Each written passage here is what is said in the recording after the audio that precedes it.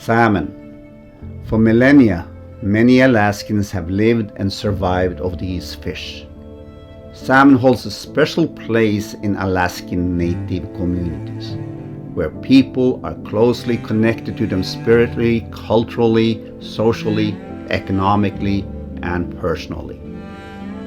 For me, it was a natural place to visit and see salmon fishing firsthand and what these species means for locals. Climate change, habitat loss, and overfishing are threatening cold water fish, such as salmonids. Their survival not only concerns biologists. Alaskan native people will have a lot more to lose if these iconic species were gone. Owing to the concern for Canadian origin Chinook salmon, mainstem Yukon River fishermen who primarily harvest Canadian-bound Chinook salmon are being asked to conserve Chinook salmon wherever possible. When I came to Alaska to learn about the connection between salmon and the village of Tanana on the Yukon River, I did not know what I would find. Fisheries have been integral to the survival of Alaskan native communities for centuries. But what I did not know was that the bond was as far-reaching and overwhelming as it was extremely vulnerable.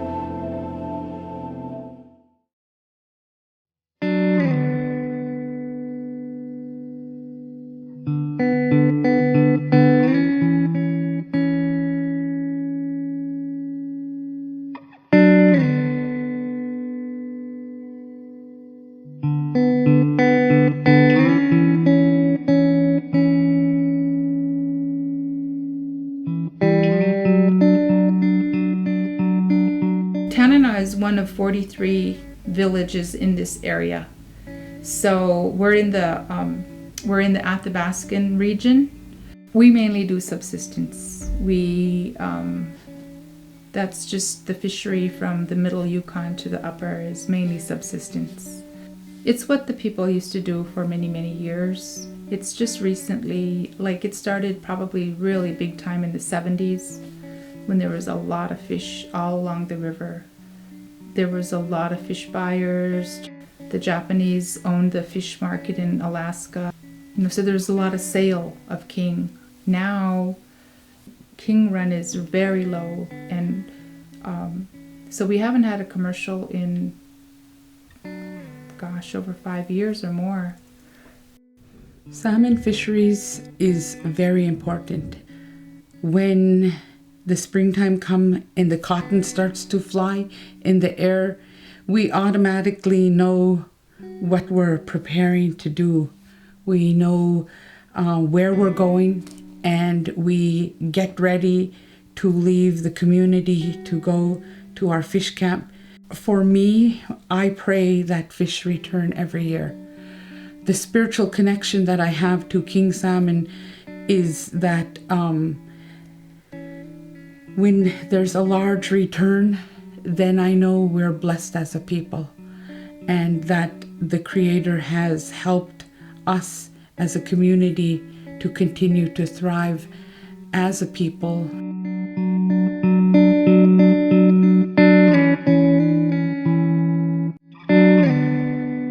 As a cultural anthropologist, I understand subsistence to really encompass not just the getting of food or the nutritional or even nutritional and economic aspects of the contribution that wild resources make to a family or a household economy.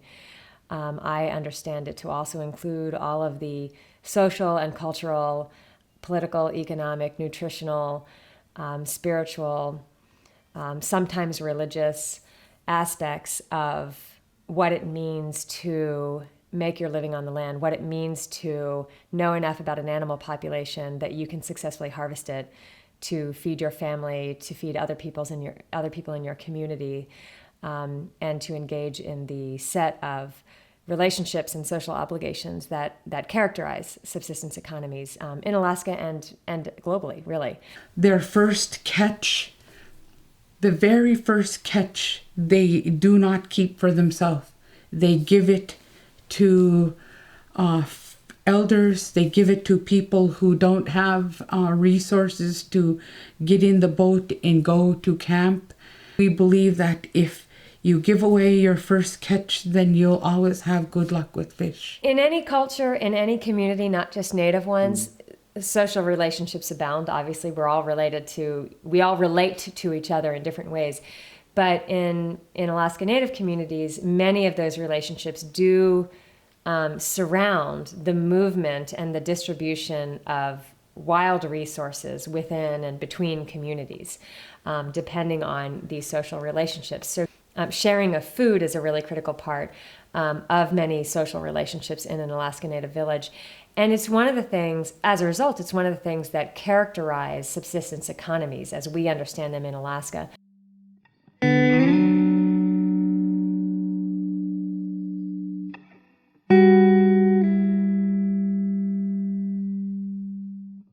Growing up here and hearing and learning what the people here did for a living years ago to survive, it was the values that they had were a deep respect for the land. There's a huge connection between their lives and the lives of the animals and the lives of the fish and the healthiness of the water and the land that they lived on. There was never any type of sport. No one killed anything for nothing. Everything that they killed was used. Subsistence way of life relies on a diversity of species across resource categories and within resource categories. In order for a community to really successfully maintain their subsistence way of life, it absolutely requires a diversity of species be available.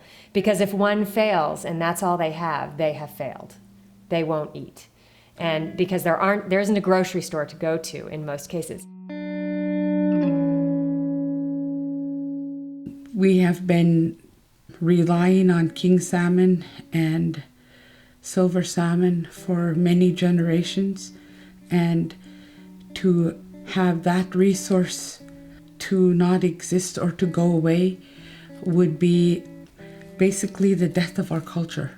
Teaching our children and handing down the unique cutting of putting away fish and smoking it is our survival for our food. If your freezer is not full of king salmon, then we have to look for other sources of food, such as moose meat or ducks or berries or other meat. The king salmon is the one that we mostly catch because it's the richest food, and it used to be like 30 pounds, but now they're a lot smaller. Well, this is 2010. Status of the salmon fishery that we just got finished with was unbelievably low this year. It was predicted because it happened last year. It's been a downward trend for, I'd say, 5 to 10 years now. We've been seeing the numbers of king become lower and lower and lower, and we're very concerned about it.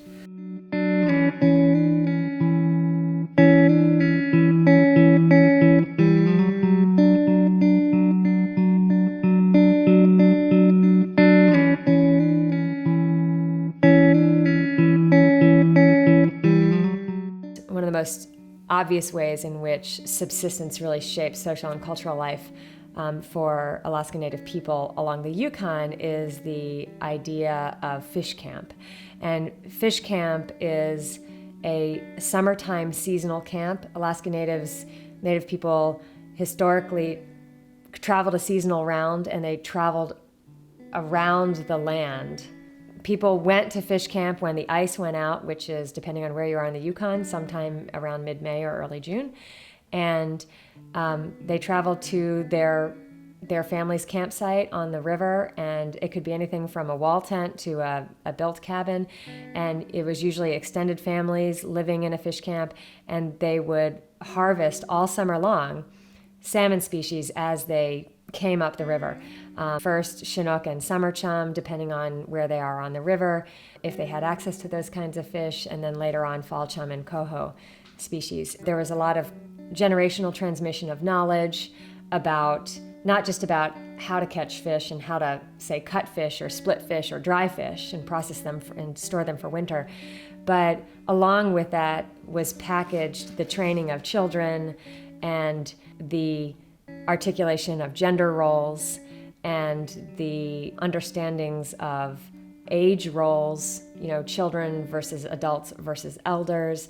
All of those kinds of social relationships were found an expression in the practices of fishing. In Athabascan culture, which is largely the interior of Alaska, learning happens through watching. It doesn't happen through having somebody explain to you how to do something. You're expected to watch and learn, as opposed to somebody explaining and giving you directions. So fish camp itself is a seasonal camp. It's a place where you get fish. But it's far more than that, in the sense that it also is more of a conceptual place where culture happens.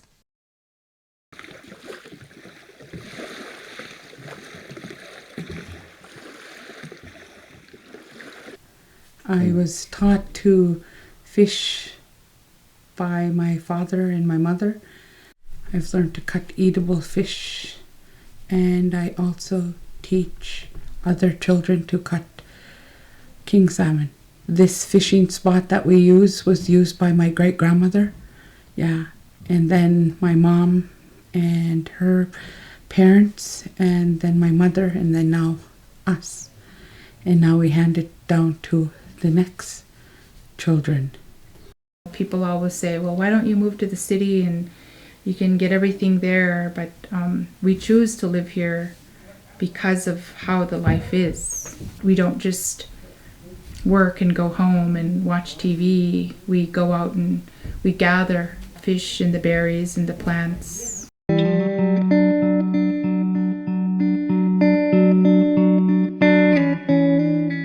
I think one of the things that I mentioned in our research on subsistence economies, we often talk about something called the 30-70 rule, which is, very generally speaking, 30% of the community or the village's residents will produce 70% of the resources that are used by the larger community. So in any given situation, you might have a very small group of people who are producing the food for the rest of the community, because the whole community is not harvesting equally. And so obviously, in order for that to happen, that requires dense sharing networks.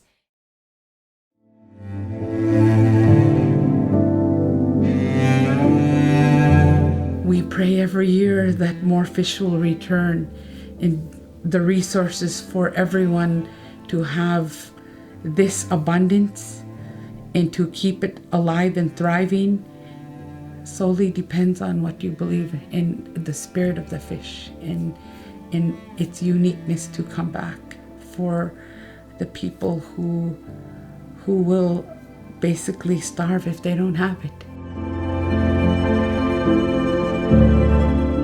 We had a meeting last year about last year's run. The 43 tribes in this interior of Alaska voted that we would have a moratorium on the Chinook run to let it pass so that we can have our fish build up. So last year was the first time that they allowed the first pulse to come through.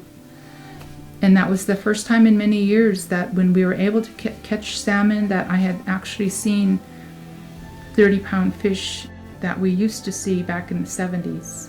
This year, they allowed the commercial sale of summer chum with the incidental bycatch of Chinook. This was a week run. They're going to meet the escapement up in Canada. So I really hope that they would listen to the people. We live out here. We depend upon this, not for money, but for food and for our lifestyle, our elders, our children, because I would hate to see the day when we don't have this resource. If individual fishermen along the river can all make small harvest adjustments, then the Canadian escapement goal and agreed-to harvest sharing may be met without the need for management-directed restrictions. However, restrictions could be necessary if Canadian origin fish passage does not improve.